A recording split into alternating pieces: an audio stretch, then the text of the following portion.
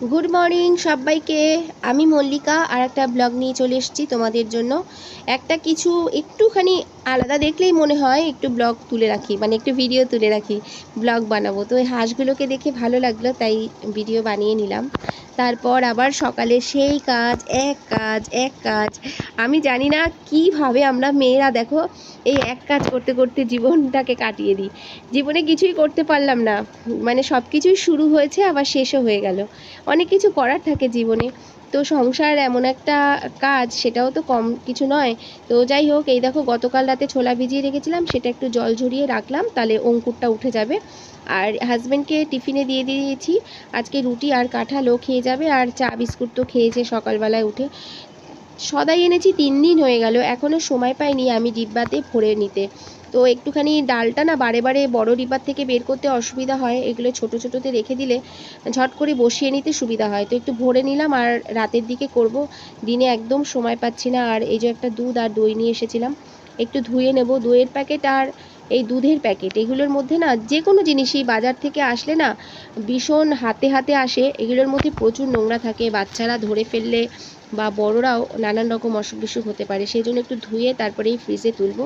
বাজার থেকে নিয়ে এসে সব সময় আমি ধুয়ে একটুখানি চেষ্টা করি রাখার। আর এই ডেয়ারির যে জিনিসগুলো না, এগুলো অনেক হাত হয়ে আসে, তো সেই জন্য একটু ধুয়ে তারপর তুললাম। তারপরে অনেকক্ষণ অফ ক্যামেরায় ছিলাম, মার বাড়ি থেকে ঘুরে আসলাম, নিয়ে এসে শশা গাজর নিয়ে এসেছিলাম, আর একটু আমড়া এনেছিলাম। আজকে বানাবো টক ডাল।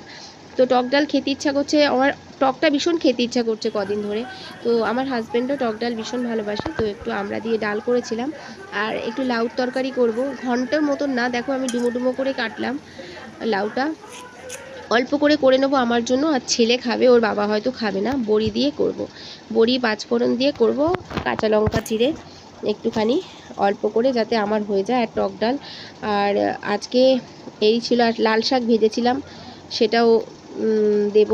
লাল শাকটাও খাবে, যে কোনো একটা সবজি খায় আমার হাজব্যান্ড, দুটো হলে চিৎকার করবে। আর মাছের ঝোল আছে, বলবে 2 রকম সবজি আমাকে দেবে না। আর একবেলার জন্যই করলাম, সারাদিন একই কাজ আর একই কাজ, তাই না? দেখো কি বলছে হাজবেন্ড আমায়। আর দুটো, আর ওই বেলা দুটো, তা কি হবে?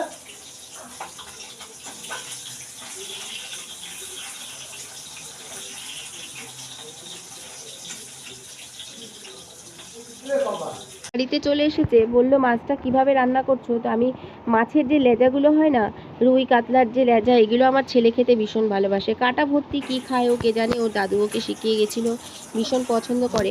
তো দেখো আমার হাজব্যান্ড আমার কাছে আসলো, এসে বলল যে রাখতে হবে না, যা মাছ আছে করে ফেলো, কালকে রোববার অন্য কিছু হবে। তারপর দেখো এই যে মাছটা বসিয়ে দিয়েছিলাম, ভেজে নিয়ে একটু ওই আদা রসুনের পেস্ট দেবো, একটু পেঁয়াজ ভেজে, আর একটু বাটা লঙ্কা দেবো। বাটা লঙ্কার স্বাদ কিন্তু একটু আলাদা হয়। আর যখন মাছটা জল দিয়ে তারপরে লেজাগুলো ছেড়ে দেবো। আর একটা লেজা মাঝখান দিয়ে কেটে একটু ভাজাও করেছিলাম, বড় বড়ই ছিল। আর এই দেখো রান্না হয়ে গেছে। সব কিছু তোমাদেরকে রান্না দেখায়নি, প্রতিদিন আমরা মেয়েরা তো সারা দিন রান্নাবান্না কী আর দেখাবো। সেই জন্য দেখো ভাতটা বেড়ে নিয়েছি, কি কি রান্না করেছি এখনই দেখিয়ে দেবো। দেখো এই যে আমরা দিয়ে ডাল আগে বেড়ে দেবো দুইজনকে, বাবা আর ছেলেকে। আর খেয়ে একটু ঘুমোবে আমার হাজব্যান্ড, আবার 5টা থেকে ডিউটি। আর এই যে তরকারিটা অল্প করে করেছিলাম বললাম, তো ছেলেকে দিলাম। আর এই যে লাল শাক ভাজা, এটা একটু দিয়ে দেবো দুজনকে। একটা সময় না কি বোর লাগে, কি কাজ করি আমরা মেয়েরা।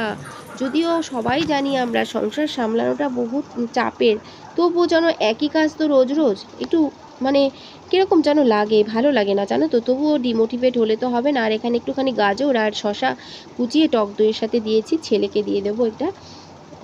ছেলে ছেলে এইটা আমাকে ছেলেই ক্যামেরা করে দিচ্ছিল, বলেছিলাম বাবা একটু দে না গরমে, ও ক্যামেরাটা করে দিয়েছে। আমার ট্রাইপডটা ভেঙে যাওয়াতে আনবো করে আর সময় করে উঠতেই পারছি না।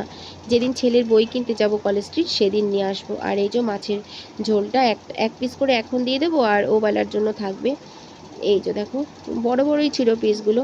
আর আমার ছেলে ভীষণ পছন্দ করে, হাজব্যান্ডও ভালোবাসতো, কিন্তু এখন দাঁতে ব্যথা হওয়ার কারণে এখন আর লেজা খেতে পারে না। আর এক পিস করে ভাজা দিয়ে দেবো, মাঝখান দিয়ে কেটে ভাজা দিয়ে দিয়েছিলাম। দেখো এটা হচ্ছে আমার আজকের ব্লগ।